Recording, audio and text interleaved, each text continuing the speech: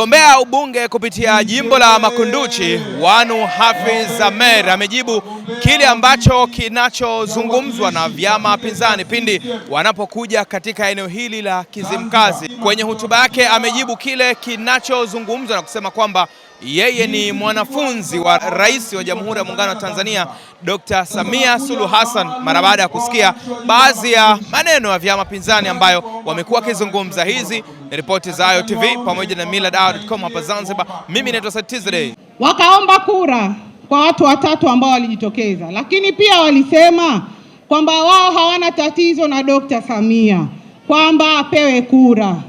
Sasa mtoto wa Simba ni nani?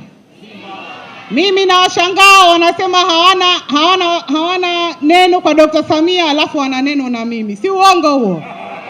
Si mambo ya pweza na kula lakini mchuzi sinywi. Kwa hiyo wasiwe wasiwasi, mimi ni mwanafunzi wa Dr. Samia. Wasiwe na wasiwasi.